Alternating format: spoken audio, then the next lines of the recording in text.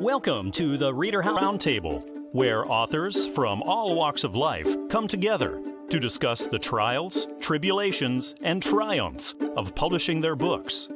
I'm your host, Corey Graham. Join us here every Friday night at 8 p.m. or listen anytime via podcast at Spotify, Apple Podcasts, Stitcher, TuneIn, and PodServe, to name just a few.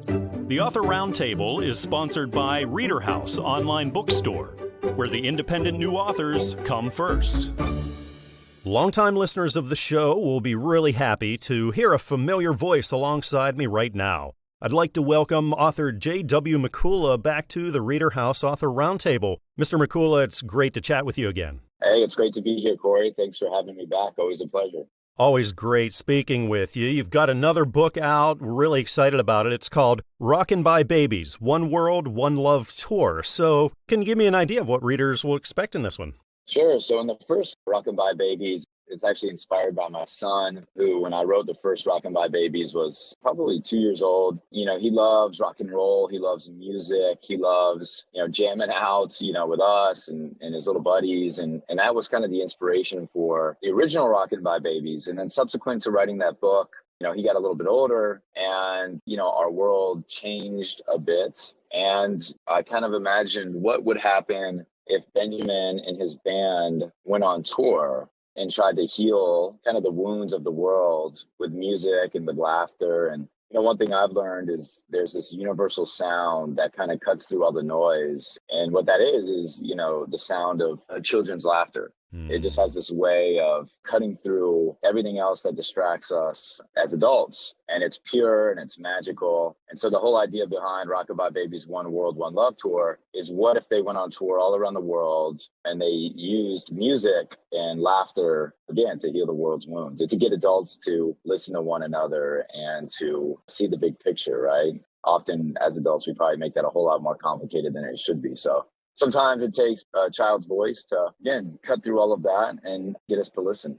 I love the theme of music that you keep returning to. What is it about music that's so special and can bring us all together? It's interesting. I love music myself. So that's the one thing me and my little man share in common. And one of my favorite things to do is go to live music events, all genres, all shapes, all sizes. And what's cool about that is when you go, what you find is that music cuts across wide swaths, right? Like music does not discriminate. It's all inclusive, and people take from music whatever they need to take from music. But it's this great unifier. And that's what I really like about it. And I felt like, against the backdrop of what was going on in the world at the time and continues to go on, everybody could use kind of a great unifier, something that, again, that rises above the noise that could pull us apart. And music just has that power. And who better to bring that power to the world than the Rockin' by Babies? Absolutely. Do the Rockin' by Babies have plans after the tour now? Do you have plans maybe for another sequel? The Rockin' by Babies, I think this tour took a lot out of them. So they've had to do a little bit of resting. They're powering up with plenty of milk and apple juice and fruit snacks and other things that any touring band of their caliber needs to recharge. But from what I understand, they're back in the studio working on new music. And once they're done with that new music, they're going to want to bring that to the world. And they have a lot of now raving fans that are waiting for that. So stay tuned. I think Little Birdie told me they'll be going back on tour sometime in the near future. So watch this space. Writing a book takes so much time and energy, so is it all worth it? What makes the whole thing worth it to you? Bringing your creation to life, it's kind of like, in many ways, having a child and bringing that into the world. But in this case, a child, it's kind of like, even with Benjamin, he was a wild card. I didn't know. You never know how things will turn out. But with something like this, it's like a ball of clay that you can mold into your baby and into your creation and release it into the world. That's exciting, and it's also scary. Right? Anytime you release something out into the world, it can be criticized, but it can also have a huge impact in ways that, as authors, is very, very powerful. And you never know whose life it could change, right? And so I'm motivated by the feedback I get from those that pick up the book and read it, and it impacts them in interesting, powerful ways that I would never be able to do if I just kept that locked inside my head. So I'd say the pen is still a very mighty weapon. And as an author, you can use it for good and for inspiration. And, as daunting as that can be, it's certainly a worthwhile pursuit. And then once it's done, you got to tell people about it, right? Because otherwise it's just going to sit stagnant. So once you do get it done, you do have to, spread the word. And that's a whole nother conversation. But I would say don't be shy. Don't be shy about putting words on paper, and then don't be shy about spreading the word once you do have your book finished and published. Well, I encourage our listeners to check this book out. It's called Rockin' by Babies, One World, One Love Tour. It's written by W Makula, published by Christian Faith Publishing. You can get it everywhere: Amazon, Barnes & Noble, iTunes, traditional brick-and-mortar stores, everywhere. Mr. Mikula, thank you again for coming by the show. I hope we can do this again soon. Likewise. Thanks for having me, Corey, and looking forward to coming back again soon.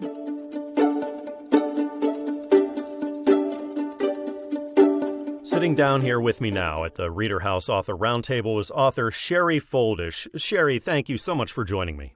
Thank you. It's really exciting. You have a new book out in stores right now. It's called A Journey Through Grief, an Insight to Understanding Grief. Can you tell me all about this? Well, the first part of the book basically tells my story, the pain that I went through during and after my husband's death. And later in the book, I touch on different areas of grief and what the average person can do to help the one that is grieving, such as pastors of churches or medical. Your friends and family members don't know what to do or say, and my book will help them with that.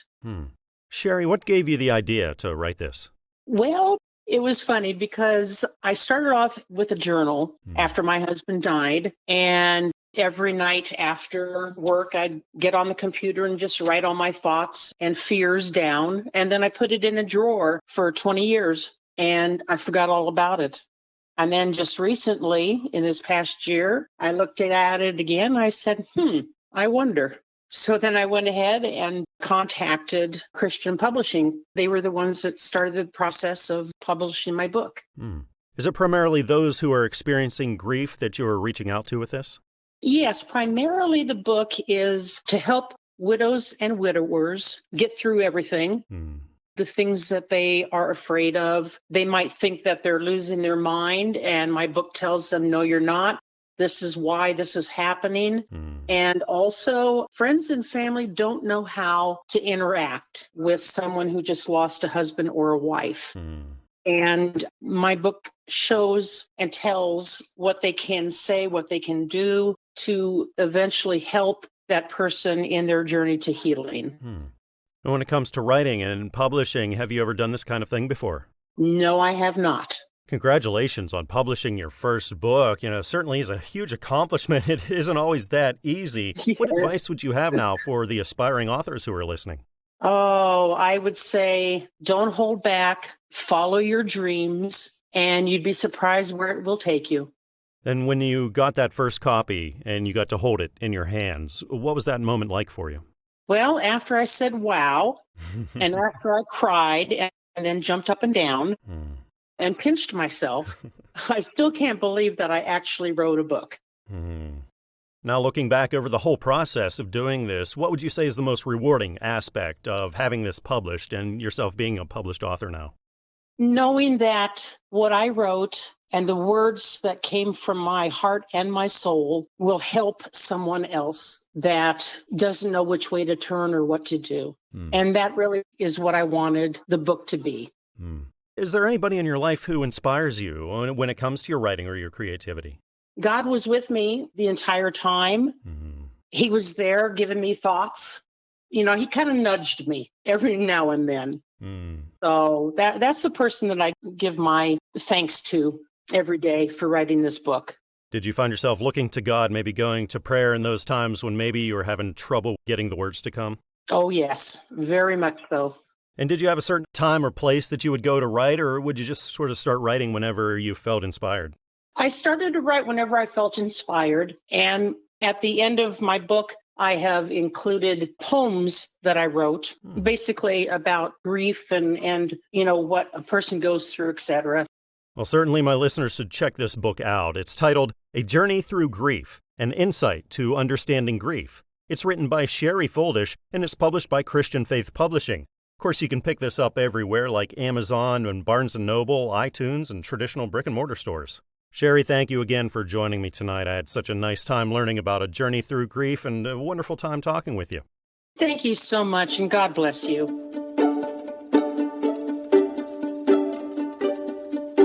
I'm really happy to be joined right now with author Ric Romano. Ric, thank you for joining me tonight. My pleasure.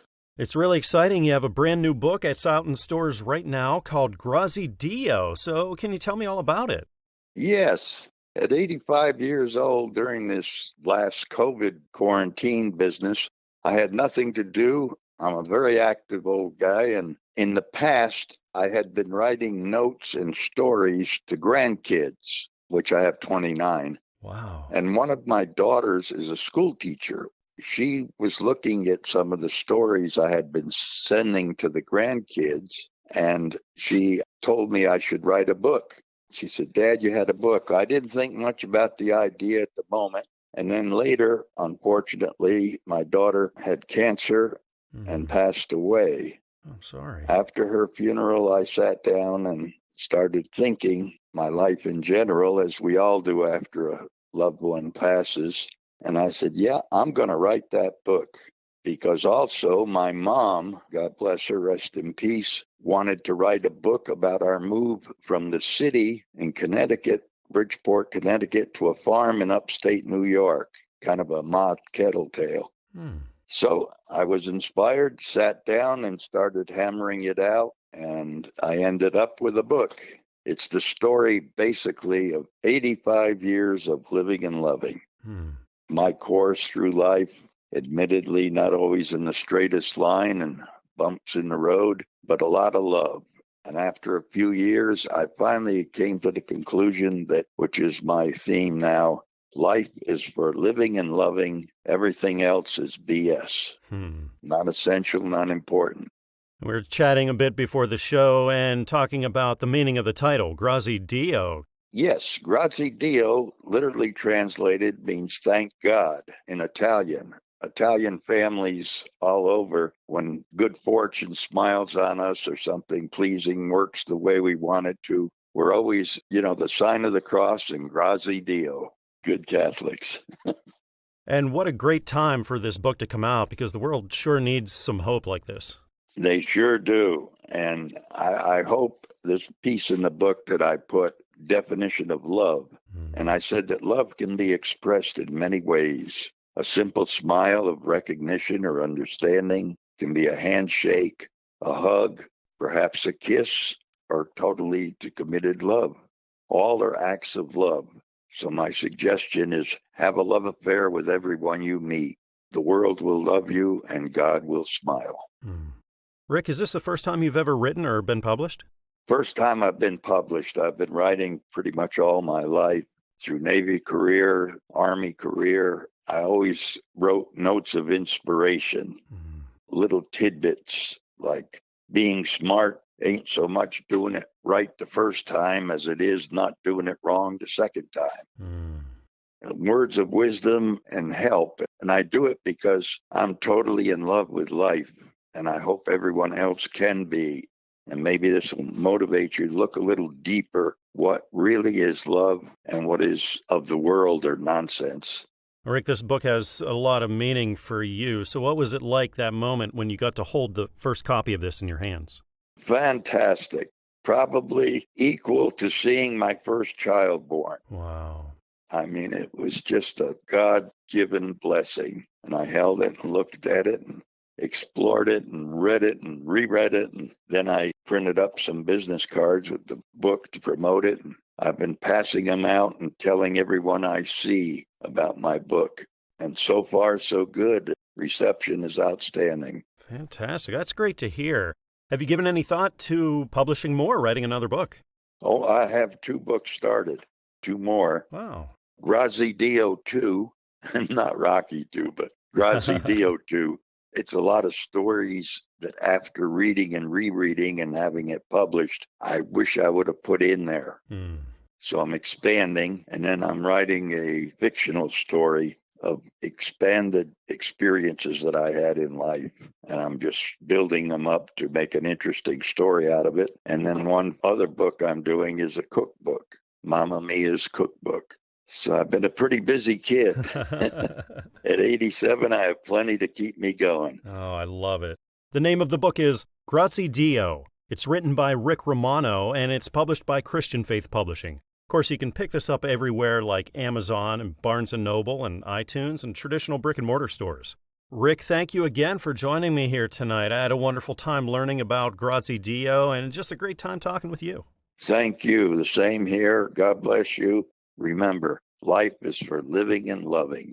Everything else is BS. The Mysteries of the T-Rock Garden.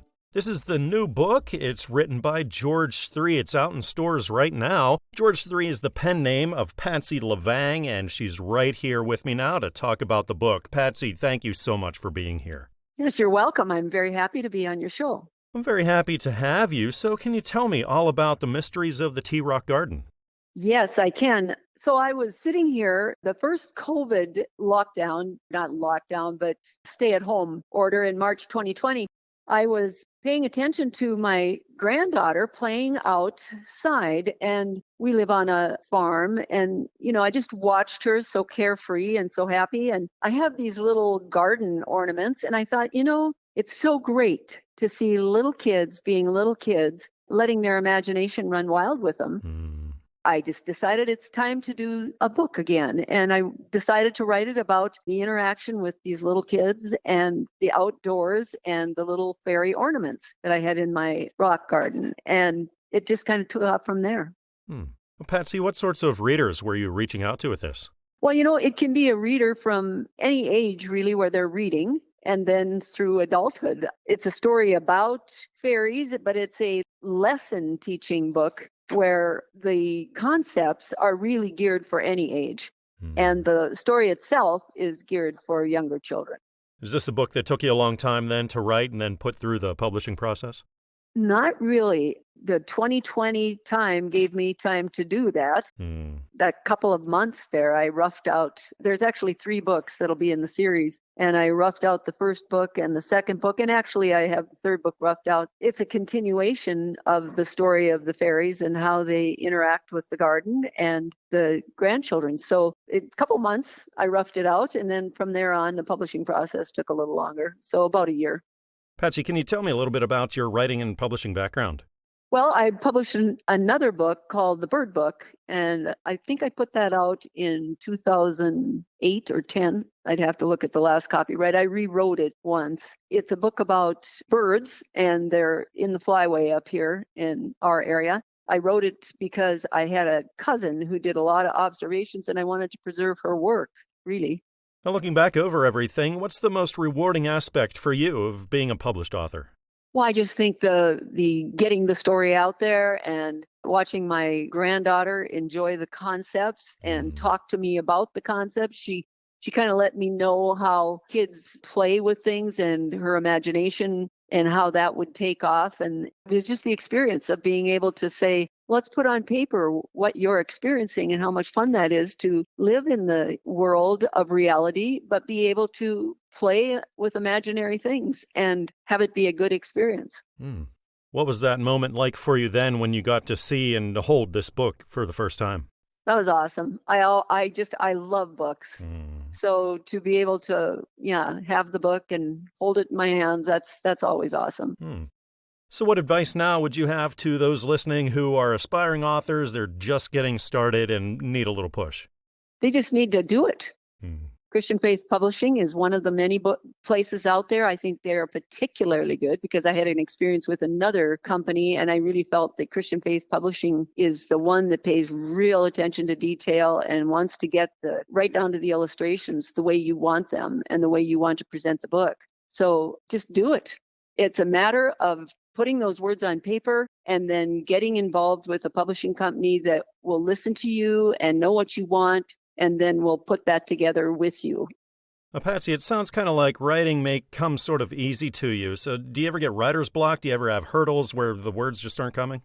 No, I can't really say. Once I've mapped it out, I don't really run into that. Maybe that's part of the thing that Christian Faith Publishing does for you is they help you to just tell the story, and then they'll help you refine and edit it.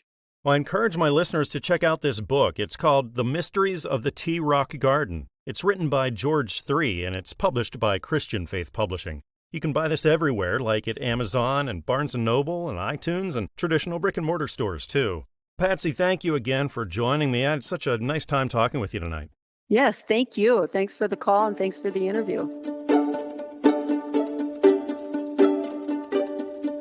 What will the end of the world look like? I know we all have these questions, and author Joseph Morgan has written a new book about it. It's out right now. It's titled The Rapture and the Return of the Lord Jesus Christ, Biblical Timeline Revealed. I'm really happy that Joseph is right here with me now to talk about it. Joseph, thank you for joining me. Thanks for having me. Can you tell me all about what readers can expect in the rapture and return of the Lord Jesus Christ?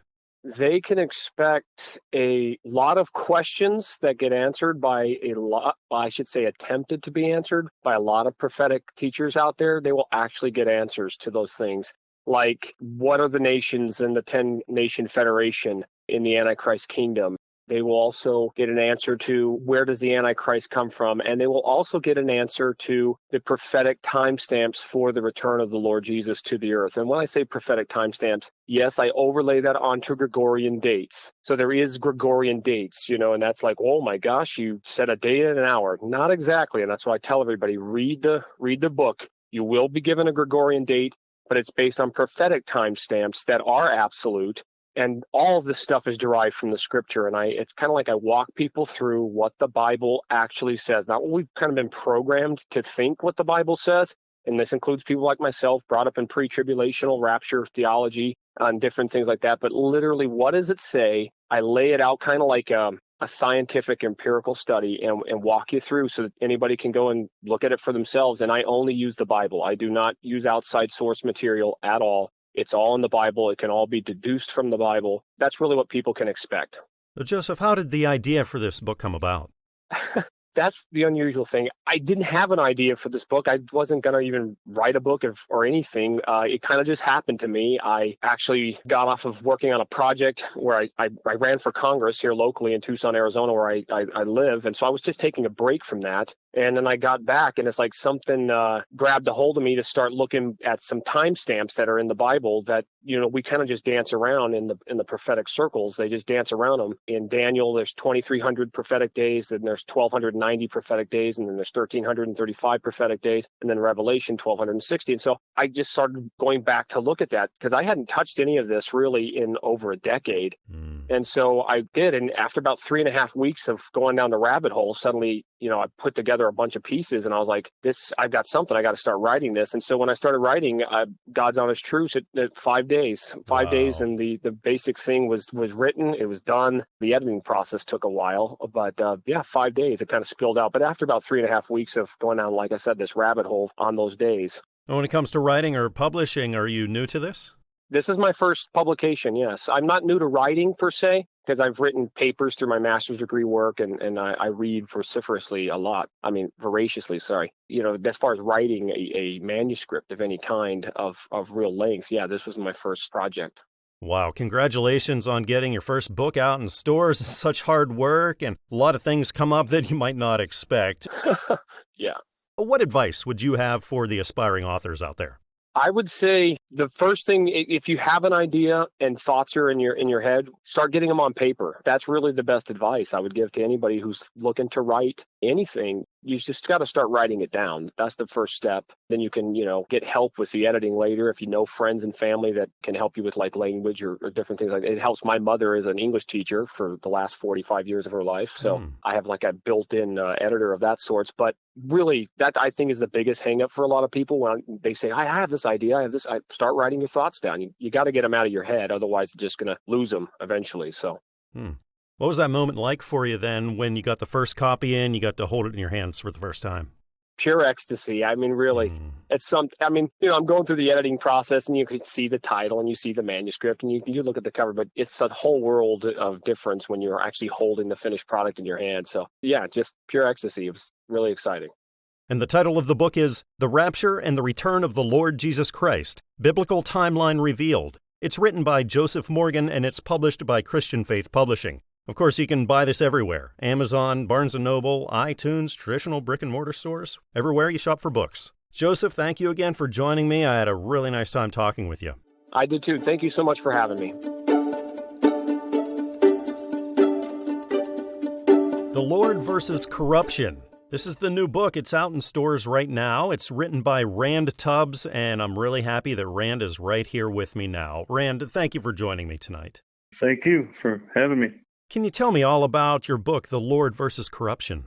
Well, it's really a continuation of a testimonial book I wrote back in 95, 96 about many supernatural events that happened to me for 3.5 years when I was sick and dying with what I know now is chronic fatigue syndrome. Back then, there was no answer to it. You know, in the beginning of my first testimonial booklet, I put that if the Lord ever guides me to find my other son that I supernaturally was shown existed, then I'd write a full book about it. And I started having visions of how to find Justin 14, 15 years later. And that's what this book is about. And there was a lot of corruption involved in how I was shown to find my other son. Wow. Rand, what kinds of readers were you targeting whenever you wrote this? You know, just people that are interested in faith and in the Lord, and especially people just coming to Jesus because there's proof that Jesus heals in it. You know, there's proof of hell. There's proof that people are judged when they die. It just doesn't end. You either go up or down, and there's judgment there because the Lord told me that, you know, and I didn't even know what the word meant. And then that all came true too, to make, I don't want to give my whole book away, but you know what I mean? And then after all that time, when you got that first copy of this book in your hands, what was that like for you? Relief. It was giant relief because it's been very hard for me to write this book. I'm not really a writer. You know, I'm more left-brained where I was like math and science, and I couldn't stand English in high school and things like that. But I had to keep my word to the Lord that, you know, if I ever found my skinny-legged son, that I'd write a full book about it. It was hard. So there's a lot of relief when I got my first copy. There's a lot of relief, you know. Rand, a lot of our listeners don't think that they could be authors either. What advice would you give them? I know there's a lot more work than you know, some people might imagine. I've never been an author. I really didn't desire to be an author in a sense, except way back in the middle of the 90s. I wanted to put down this testimony, and you know, I made many copies myself, probably 120, and hand them out to many people. Even my son's name was prophesied in there because I heard it from a lady outside a dream, you know, where it just said, "Isn't that Justin's father?" So I wrote that down, and you know, that didn't have to be his name. When I saw his toothpick legs and saw him skip and hop like my dad, his name could have been anything, but it was supposed to be Justin, and it was, you know. Have you given any thought to writing another book after this? You know, the only possibility I see the continuation of this book, you know, through like a grandson or a granddaughter, because there will be proof there, and hopefully I'll get to know the other side of the family, you know, eventually in time. You know, I don't know if you've ever read my book, you wouldn't know detail on it, but there's a point where I just heard a voice from the other side. It sounded like an old man's voice, just said grandson.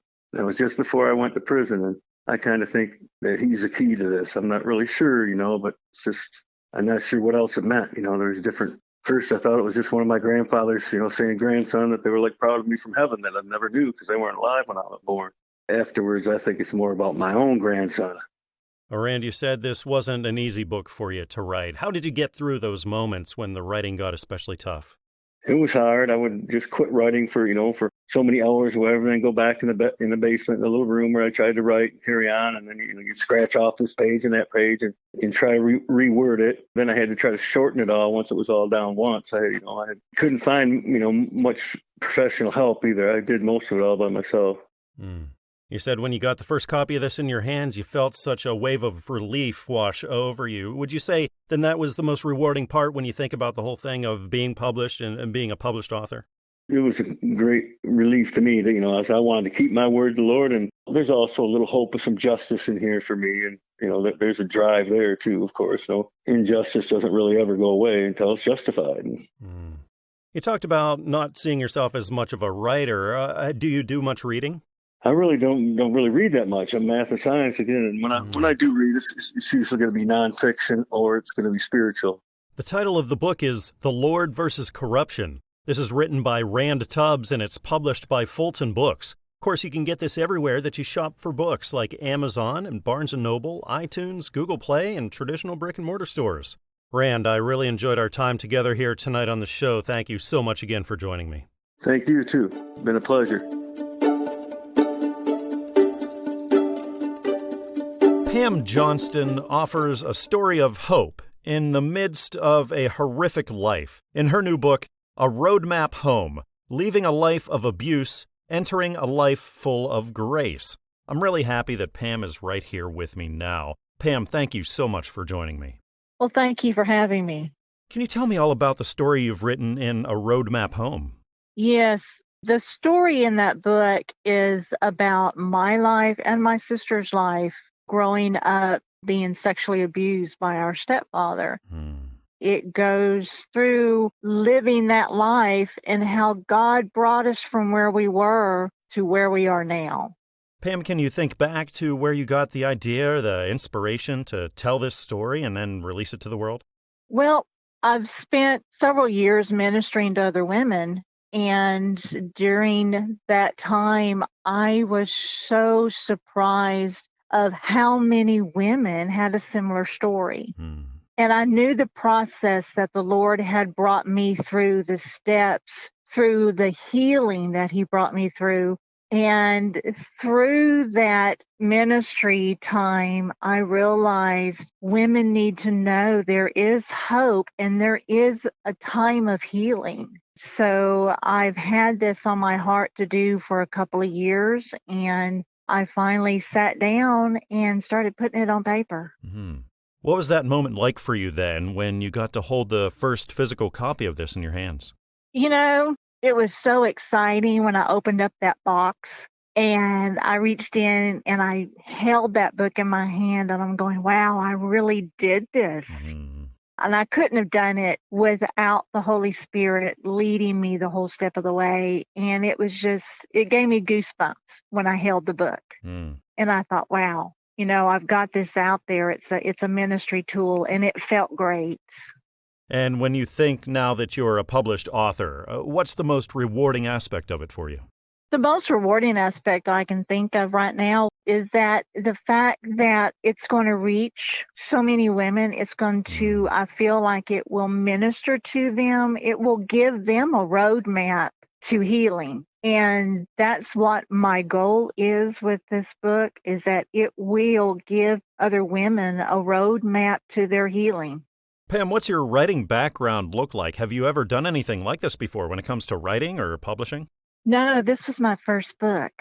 What would you say is the most challenging part about the whole thing for you? You know, I think the most challenging part was coming up with the title. Because I had been through the healing process, so it comes easy for me now to talk about it and to lead other women through the process. So the most challenging part for me was coming up with that title. Pam, so many listening to us right now are aspiring authors wanting to get their first book out there. What words of advice could you offer them? Yes, I can only tell them what I did, and that was I sat down, I prayed about it, and I asked the Holy Spirit to lead me through every word that needed to be printed. Well, I encourage our listeners to check this book out. It's called A Roadmap Home, Leaving a Life Full of Abuse, Entering a Life Full of Grace. It's written by Pam Johnston, and it's published by Christian Faith Publishing. You can find it everywhere that you pick up books like Amazon, Barnes & Noble, iTunes, and traditional brick-and-mortar stores. Pam, thank you again for stopping by the show. I had such a nice time talking with you. Thank you, and I appreciate your time.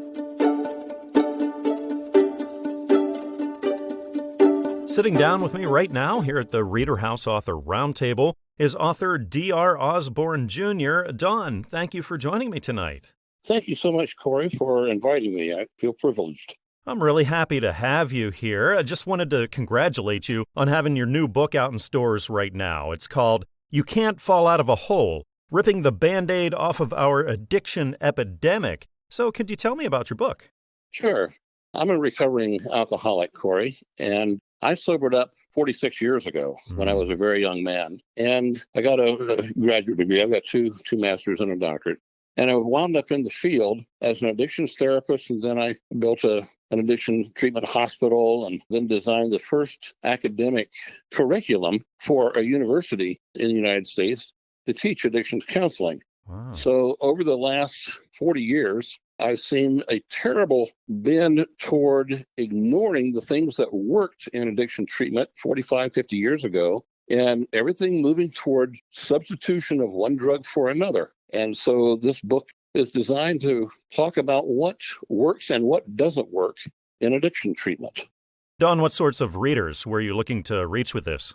Well, interestingly, interested that you asked that. It's designed for anybody that knows, loves, or lives with an alcoholic or drug addict. It's designed for alcoholics and drug addicts themselves who are looking for the best treatment they can find, because all treatment is not equal. And it's designed for the people who provide treatment services to take a look at what they are missing from what really worked in the past and has been discarded, not because it no longer worked, but because there is new ways of looking at it. And the things that are going on today have about one half the treatment efficacy that treatment had 45, 50 years ago. Wow. Corey, the thing that we see is that treatment today for addictions cannot demonstrate that they have any more than at best, a 30% success rate that lasts up to a year.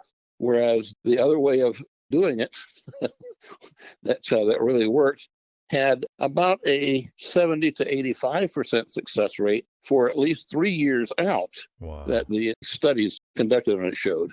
So I think the public needs to hear this. Well, Don, you've been in this field now for a number of decades. When it comes to writing a book and publishing, have you ever done this before? Yes. In 2012, I published a book that was mostly personal philosophy. It's more of a vanity press, I think it would be described as. This was the first serious book that I've ever had published. Did it take you a long time to complete and then get out there in stores? It did. A couple of years. Worked on it, went back, rewrote it, put it aside, went back and rewrote some more. And I sought the input of other people in the field, other people that had been in the field for at least 30 years, that knew what I was talking about, in order to get their perspective as well. Oh, that's really wise of you to do. Any other words of advice that you could give to authors who are listening, who are just starting out? Yeah, write about what you know. I think often people have an interest in something, and they may write about it, but not really have the personal experience with it, not necessarily have a history or expertise in that area. And secondly, don't be afraid. In fact, seek the help of professionals in the publishing field to do your copy editing and the kinds of things that are necessary before submitting a manuscript. Well, Don, after all those years of working on this, what was that moment like for you when you got to hold the first copy of this in your hands? It was satisfying, not necessarily exhilarating or thrilling, satisfying, because the next step now is getting it into the hands of people that I hope will read it. When I start seeing sales, that's when I will be excited. Don, who inspires you when it comes to the work that you do and your writing and what you create? In the book, I tell the stories of a number of people's lives that I've been privileged to be a part of who didn't make it, and a number of folks who did make it. They found recovery. And working with them in a variety of settings. I spent 10 years working behind bars with convicted felons and gang members and so on, as well as the more traditional working like in a mental health center or an addiction treatment hospital.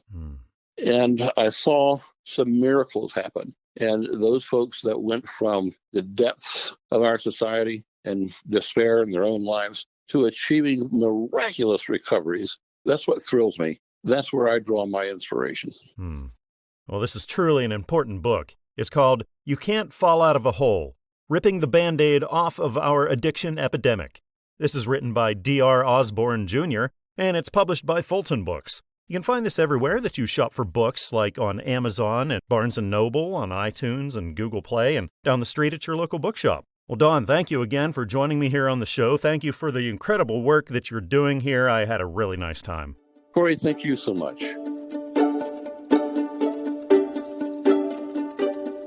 It's the story of hope and strength. It's in the new book by Ihab Botros, and it's titled One Needle at a Time, A Miraculous Journey with Kidney Disease. I'm really happy to be talking with Ihab here right now at the ReaderHouse Author Roundtable. Ihab, thank you for joining me here tonight. Oh, it's my absolute pleasure. Can you tell me all about the story that you've told in One Needle at a Time? Yeah, of course. I had suffered with kidney disease since my youth, since I was a teenager. And my disease, unfortunately, kept progressing until at the point where about 12, 13 years ago, I suffered with total kidney failure. And at that time, I had to go on dialysis. During that time, my lovely wife decided to donate her kidney to me, and that was an amazing thing. We went in, and unfortunately, it only worked for 3 days. And then my disease attacked it back, and I was back to square one, going on dialysis again. I have been through all sorts of dialysis methods. I've been exposed to almost everything related to kidney disease. And what I wanted to do is write a book to tell my story. You know, I've never really found any material that was written by kidney patients to fellow patients or to their families. What I really wanted to do is document my story. I created a section in there which was called From the Dialysis Chair. And it's basically multiple paragraphs that are short and just to the point, telling my fellow patients about the disease, what to expect, some tips, and so on. So that's one of my book sections that I really find very important. Ihab, have you ever done anything like this before when it comes to writing a book or being published? What would you say was the most challenging part of writing the book and publishing this? Actually, during the process of writing it, I really wanted to bring forward my experience with all the details as much as possible. But I also have my walk with the Lord and how I spiritually progressed during that experience. At the time when I was early diagnosed, I actually encountered some unbelievable miracles that happened to me personally. I happen to live now in Toronto, Canada, and almost same experiences happened to my parents back home in Egypt, which was amazing. It was apparitions of some crosses, oil in my room, and amazingly, the same thing happened to my parents. And at the time, we were all amazed. The church has certified those as miracles. That was something that really changed my life. And I was expecting that everything will be okay after all those miracles, that I'm going to go in, I'll feel better, everything will be solved. But to my amazement, some miracles that I never expected happened to me, like those crosses. But then again, the miracles that I thought would be a given never actually happened, and I remained on dialysis up until today. The most challenging thing for me was to document this range of feelings and how I grew through it all, going from I originally trusting the Lord to totally confused, totally doubting everything, doubting that there is a God altogether, and then growing out of it into a much stronger person. My challenge was to always keep that in mind, bring that and portray it to the readers as much as I can. Have you given any thought to writing more books and publishing more in the future? Definitely something on my mind. I would love to bring forward more of my experiences with dialysis on the one side, the practical experiences, and on the other side, maybe elaborate more on my relationship with the Lord. Definitely, I would love to. Considering how personal this is to you and how much work and time went into this, what was it like for you that moment you got to hold the first copy in your hands? It was unbelievable. The whole process really wasn't that lengthy as I thought, actually. I started, I remember, July 1st of 2020, and by July 1st, 2021, I was almost ready to publish it. It was almost in stores, so that was amazing. And I'm sure you learned a lot along the way. What advice could you give now to authors who are looking to embark on this same journey? Oh, of course. I recommend, if you have something to share with the public, just put down your thoughts on paper and let your spirit guide you. It's unbelievable. The more I was focused on making my grammar good and my words right, I was actually taking longer to write. And as it turned out, as I moved along with the book, when I just let it go and I just let my thoughts come naturally, it was unbelievable. That part actually was hardly revised again. It was perfect. The title of the book is One Needle at a Time, A Miraculous Journey with Kidney Disease. This is written by Ihab Botros, and it's published by Christian Faith Publishing. You can find this everywhere that you shop for books, like Amazon and Barnes & Noble, iTunes, and traditional brick-and-mortar stores. Thank you again, Ihab, for joining me tonight. I had such a wonderful time talking with you. Thank you so much, Clay.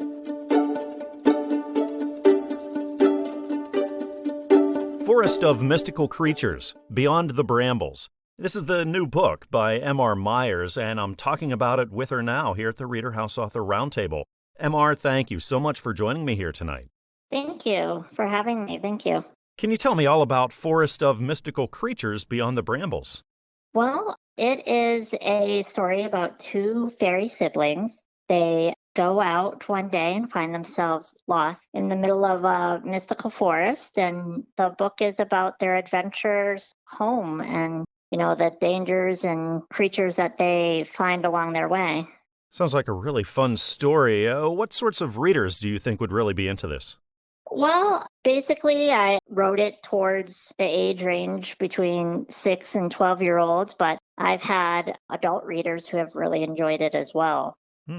Where did you get the idea for the story? Honestly, it was a story that I just told around a campfire one night and decided to just write it down. Have you ever done this before? Have you ever written a book or published anything? No, actually, this is my first time publishing. Honestly, I've written stories, just for fun and whatnot. I guess I just decided that this was a story that I had told out loud that I wanted to write down. And it just kind of got published by, I don't want to say maybe happy accident, It was never written down with intentions to be published. Did that process take you a long time? Yes, the publishing process is actually very long. I mean, the whole writing down the book, because it wasn't meant necessarily for publishing, it probably took me about 10 years before I actually finished the whole manuscript. I just chipped away at it section by section. And then finally one day I thought, maybe I'll just, submit this and see what happens. And then voila, it got accepted for publishing. So one of the first things that struck me about your book was the cover. I really love the illustrations. Can you tell me all about that? Yeah, actually, they were done by a friend of mine who I met through my older brother. They went to art college together, and her name's Jeanette Ross. And we kind of I really liked her style. I've always liked her style of art. I connected with her. It was like, hey, Jeanette, would you be interested in collaborating with me on this story? And she was really excited. So we worked together. It took us, probably 4 months or so to get everything drawn up and finalized. And she was a great, great artist to work with. So I was really fortunate there. What was it like for you then when you got to hold that first copy in your hands? It was, honestly, it was very surreal. Like, it's one of those things when, when you're a kid and you have those dreams, someday I'll be a published author. To actually hold it was still today. I'm just like, wow, this really actually happened. And now that you are a published author, what's the most rewarding aspect of it for you? Honestly, probably self-growth. Like I said, it was one of those things that it's kind of like a childhood dream. And, to actually push myself to follow through with the whole process, very rewarding, just to know that, wow, if you put your mind to something, you really can accomplish what you want. Yeah. Have you considered maybe a sequel to this or writing another kind of book in the future? Yeah, actually, I do have the start of a sequel to this story. So we'll see where that goes, see how long that one would take me. Hopefully, not another 10 years. But, it's just something that's cool. It's fun and exciting all at the same time. A lot of people listening right now are authors just starting out. So would you have any advice for them? Have patience, and keep chugging. Even when things get a little bit frustrating, just keep going and have that patience. Can you think of who inspires you when it comes to your writing or creativity or your life in general? Probably my grandfather. He's always been a hard worker and very persistent in stuff that he wants to do, and has always, shown me that you just keep going. Things will work out the way that they need to. Well, I encourage everyone to check this book out. It's called Forest of Mystical Creatures, Beyond the Brambles. It's written by M.R. Myers and is published by Fulton Books. You can find this everywhere that you go shopping for books, like at Amazon and Barnes & Noble, iTunes, Google Play, traditional brick-and-mortar stores, everywhere. M.R., thank you again for coming on the show here tonight. I had a really nice time talking with you. Well, thank you for having me. It was a pleasure. We hope you enjoyed this edition of the ReaderHouse Author Roundtable, where authors from all walks of life come together to discuss the trials, tribulations, and triumphs of publishing their books. We hope to see you back here every Friday night at 8 p.m. or listen anytime via podcast at Spotify, Apple Podcasts, Stitcher, TuneIn, and PodServe, to name just a few. The Author Roundtable is sponsored by ReaderHouse Online Bookstore, where independent new authors come first.